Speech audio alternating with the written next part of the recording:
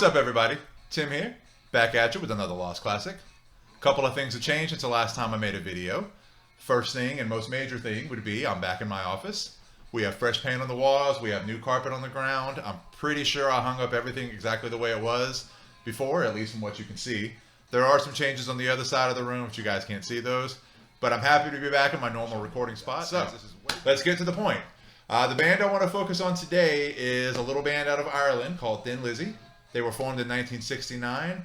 They've had a lot of different members come and go over the years, but the core lineup that was the most successful was Phil Lynott on bass and vocals, Brian Downey on drums, and Scott Gorham and Brian Robertson on guitar. Later on, some people would come and go, and some different players would come in. One of them most notably being a guy named John Sykes, who joined the band in 1983. And would be around for their final album and tour, and would later, after Thin Lizzy, go on to join Whitesnake and make a couple of huge monumental albums with Whitesnake. So there's been some big names in this band, but it's always been the brainchild of bass player and vocalist Phil Lynott. Lynott, I'm not exactly sure how to say that. Probably should have looked it up before I did this video, but you know who I'm talking about. So the only real success they really had in America was with the album I'm going to discuss today, which would be this one. It is called Jailbreak. This has what is arguably their biggest hit in The Boys Are Back in Town. I think that's a song that everybody knows, but out of everybody, if you asked who sang it, I think only maybe 50% of the people would know who actually sings the song. But it's a very famous song that everyone knows. Like I said, they really didn't have any other major success in America. Over in Ireland and Europe, these guys are legendary. I'm pretty sure there's a statue of Phil in a town square in Ireland somewhere.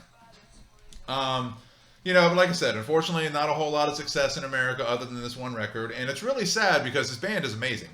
If you ask any hard rock and metal band that's come on since, and you ask them to list their influences, I guarantee you Thin Lizzy appears 95% of the time. You probably also know some other songs, maybe because other people have done them. Most notably, Whiskey in the Jar, which actually technically isn't a Thin Lizzy song, but they were the first ones to make it famous. And then, of course, Metallica did a cover of the Thin Lizzy version. So most of you probably know that version. But that's not the album I want to focus on today. Again, I want to focus on the album Jailbreak. This is an amazing record. Like I said, it's got their biggest hit, The Boys Are Back in Town. However, I could make an argument that might be the worst song on the record, which is kind of surprising since it's such a huge hit. But this album has 9 amazing songs. Jailbreak, the title track. One of the best opening tracks I've ever heard on a record. Just has this real, just total guitar lick to open it up, followed by one of the greatest riffs in rock and roll. Angel from the Coast, awesome song. Running Back, Romeo and the Lonely Girl, amazing. Warriors, again, The Boys Are Back in Town.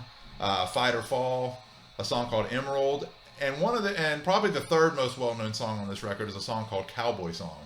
I don't know if you guys have ever heard it. It's the one that goes, I am just a cowboy rolling on the trail, blah, blah, blah, whatever. Great song, very well known. It's been covered several times by the likes of Anthrax and others. Again, this is a fantastic record. I love the cover of this record. In my opinion, it's kind of hard to call something a lost classic when it's the band's biggest hit. But despite the fact that it has The Boys Are Back in Town in it, the album has only been certified gold, which means it's technically only sold about 500,000 copies, according to its certifications, which is really sad because this is one of the greatest albums I've ever heard, one of the best albums of the 70s, and arguably, in my opinion, one of the best, most distinct, different bands of the 70s. Thin Lizzy, in my opinion, didn't sound like anybody else, and that's what makes them so great, and that's what makes this album so great. So, this is a show called Inside the Vinyl, so let's take a look. Now, I don't know, this is an original issue, however, if I look on the back here, I picked this up at a used record store, and it's a record club release, because it says on the back, instead of a barcode, it says manufactured for RCA Music Service under license. So it was one of those, like buy 10 records for a penny deals that we all did as kids, but we never fulfilled the actual contract, so we would just get free shit every few years, because I don't know how many times you guys did it, but I would always default on buying, whatever I was supposed to buy to fulfill my deal. And I swear 2 years later, they come begging me to come back and offer me another 10 records or CDs or whatever for a penny. Not sure if that's what happened here, but that's where this record is from. It's from a record club. So the reason I point that out is because a lot of times when you pick up used vinyl and it's got a record club stamp on the back, it generally means it might be somewhat limited compared to the normal release. I've seen that happen with Kiss records and some other things. And it may be with this one. I'm not entirely sure. I do know there was a reissue of this several years ago, maybe commemorating like 25 or 30 years or something like that. And they did reissue the vinyl, and the one I saw, it looked like it had like a big open gatefold and everything else. I don't think I have that here. I'm pretty sure I don't. So let's go ahead and pull this out. All right, so, here's our Thin Lizzy record. Here's the back of the record. I'm not sure how close I can get it to the camera so you can see. It's just got the track titles, as well as a picture of the band and some other information at the bottom.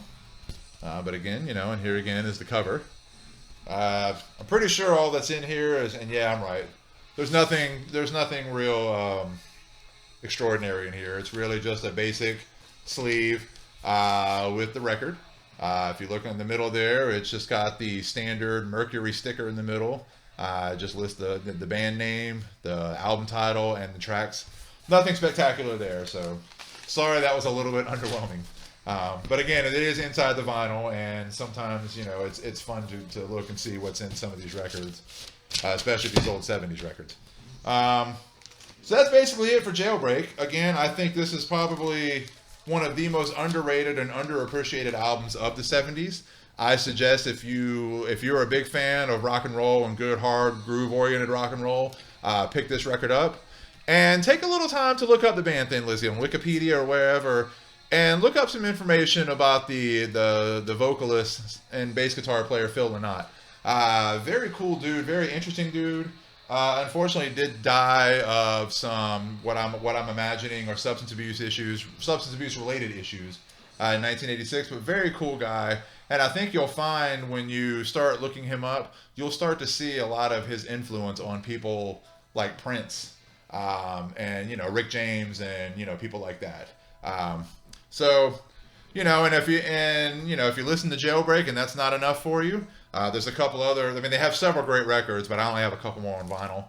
One would be Fighting, which is this record right here. It's got their cover of a Bob Seger tune called Rosalie. That's probably the most famous tune on this record, but this is a fantastic record. And actually, then Fighting was actually the album that came out before Jailbreak. Their follow-up to Jailbreak is an album called Johnny the Fox, which is somewhat of a concept record. It's kind of loosely based around a theme. But great record. I would say the most well-known song on this album is a song called Don't Believe a Word, which I think was a pretty big hit for them over in Europe. Didn't really do much here, but obviously it's a great song and has been covered several times, most notably by Def Leppard. They do a great version of Don't Believe a Word, but that's a great record too. So a couple of more, albums you can check out from Thin Lizzy if you want, if Jailbreak's not enough. And then, in addition to Jailbreak and these two, the last record they put out was an album called Thunder and Lightning. That's the one I mentioned earlier that had that contained a good John Sykes on guitar. And that was the last album they made before they broke up in, I think, late 83 or maybe early 84. So check those out. Hopefully you got something out of this. I'm a little out of practice with making these videos. I haven't done one in a while. So, hope you enjoyed that. Check out my channel. I've got some other videos out there, a lot of other lost classics, and hopefully some more coming. I've got some other videos like, I've got some disc golf videos if you want to watch if you want to watch really terrible players play disc golf, you can watch those. I do also have some concert footage from various festivals, Welcome to Rockville, Exit 111, and some other shows, Kiss, and some other things, in case you need something to tie you over until we can go to concerts again. But if you like what you see, check out my other videos, like I said, subscribe to my channel, and we'll see you next time. Peace.